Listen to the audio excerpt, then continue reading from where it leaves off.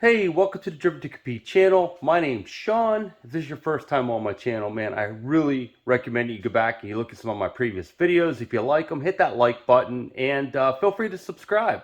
With that said, today's video is long overdue. It's a long overdue update to the status of my Pontiac 326 motor that I pulled out of the Firebird behind me here. And, the motor's back.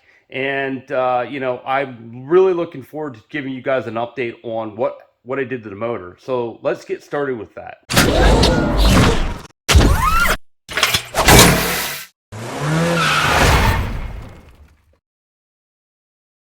There's a visualization real quick. 60 over, number 16 heads. Everything's new on them. Completely gone over. Valves, springs, guides, etc. Poured and polished, done. Block's been decked. Heads have been milled. Dual plane intake added, roller cam, and it's got a 9.6 to 1 compression right now. So here it is, and yeah. So this whole thing started. I have a video I put out.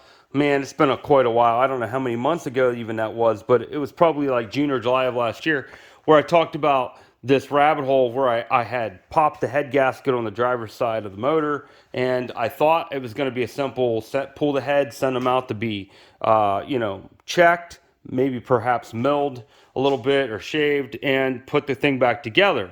Nope. They said, hey, your valve springs are bad, this is that, and it quickly turned into this. Basically, back in 2007, I rebuilt this motor. It maybe had about 3,500 miles on it when I had these issues with it. I'm not gonna lie to you, they were probably a hard 3,500 miles. But when they told me what all was wrong with it, I was like, no, that can't be. I paid for new valve springs when I had the motor rebuilt locally, and this and that, and so I'm here to sadly tell you for the second time since I've owned this car, and I've owned it since '94. The motor's been out. This will be the third rebuild. Twice now, machine shops did not do what they said they were going to do. And, it's sad that you go to a third machine shop and then they tell you all the things that weren't done that you paid for. So here's what we have. We have the new heads. They've been ported and polished. Yes, I do have the correct numbers matching heads for these, by the way. It is a true HO car. They're back and back in the back corner there. And I took the intake off. I had a really old single plane Elderbrock on it originally, and I decided that I was going to go for some power.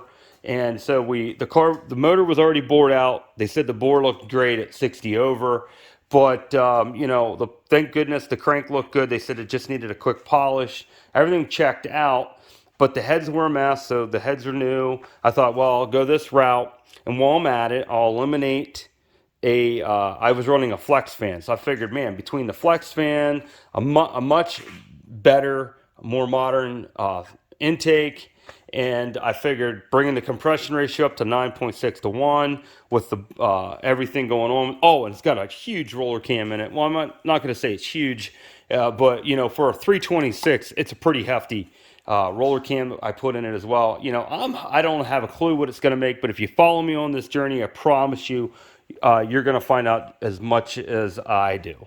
With that said, here's where we're at. 67 timing chain cover would not allow me to run an aftermarket damper. So I got on the phone to Butler Performance, and Butler's helped me out tremendously. And I bought a lot of parts from Butler. There's a bunch of stuff. And yes, I am planning on running EFI sniper setup with their distributor. You can see there that's going to be put in. I've got some new headers to go on the car as well. Like, I really tried to not spare any expenses. But so here's the deal: you got to convert up to a 69 or newer timing chain cover, which I will tell you this: I bought this one off of Summit. Man, it was like $80 cheaper than going through Butler. So I will give you guys some hints there if you're looking for timing chain cover. The newer one, Summit, sells one for like, I don't know, I think it was $129, something like that. And then I upgraded to the Kool upgraded water pump, performance water pump. And of course, having to do all that just to get to this damper, you're required to change out your pulleys as well. And Ram Air Restorations, I got to give a shout out to those guys. Paul at Ram Air Restorations hooked me up with these beautiful machined aluminum black anodized pulleys. And the guy that I dealt with, Ben and Chuck at Butler, both of those guys were awesome to deal with. But that's where I'm at here. And the biggest difference, if you don't know what the difference is, pre 67 and older, the timing chain mark is very close to a lot closer, so it doesn't give you the clearance you need. You can go to 68, but 9 gives you a lot more detail than the 8 does there and the numbers are bigger as well. So I want that route. And I also, by the way, went to instead of an 8-inch, went to a 6.5-inch pulley to speed up the water pump for cooling purposes. There's a 180 thermostat down in there. And that's pretty much it for now. I really do hope that you check back. You continue to follow me on this journey. I am putting this car together behind me, and I will be putting some more videos out. I apologize.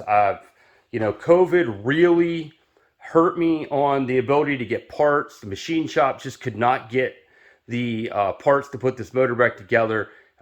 They were not just available. I can't say it enough. And then I ended up taking a back seat at some point to race motors at that machine shop as well. But we're back. The motor's here. I had some surgery, so I've been not able to do anything. And I'm to a point now where I can actually put this motor in the car and finish putting this car back together. So I hope you follow me on that journey as well. With that said, I can't thank you enough for watching the video. With that said, driven to compete. Watch, like, subscribe. Have a great day.